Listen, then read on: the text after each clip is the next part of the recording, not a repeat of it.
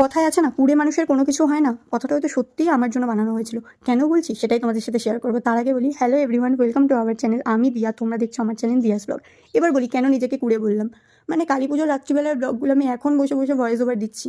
নিজেকে নিয়ে আর কি বলবো, এতটা কুড়ে হয়ে গেছি কাজের প্রতি, জাস্ট কিছু বলার নেই। আশা করছি এটা ঠিক হয়ে যাবে, আর এবার থেকে ডেলি ভিডিও আনতে পারবো আমি। তোমরা একটু মানিয়ে গুছিয়ে নিও। তো এখানে আমি আর মা বেরিয়ে পড়েছিলাম সেদিনকে।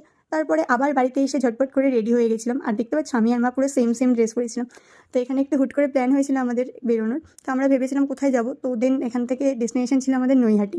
নৈহাটিতে বড় মাকে দর্শন করতে যাচ্ছিলাম। আর মা তো এখানে খুব হ্যাপি ছিল, কারণ মায়ের এটা ফার্স্ট টাইম ছিল। মা নৈহাটিতে এর আগে কোনোদিন যায়নি, আমি গেছিলাম বাট মায়ের যাওয়া হয়নি। তো আজকে মাকে নিয়ে যেতে পেরে আমি তো খুব খুশি। আর এখানে দেখো বড় মার মুখটা দেখে জাস্ট কিছু বলার নেই, আমি তো খুব খুব খুশি ছিলাম। কারণ প্রত্যেক বছর চাই যেন আমি বড় মার কাছে যেতে পারি। আর এখান থেকে তারপরে বাড়ির জন্য একটু বড় মার ফটো নিয়ে নিচ্ছিলাম। আর দেন এখানে ঠাকুরগুলো দেখে দেখা হয়ে গেছিলো একটা ভূতের সাথে। তো যাই হোক, তারপরে এখানে একটু আইসক্রিম খেয়ে আজকের মতন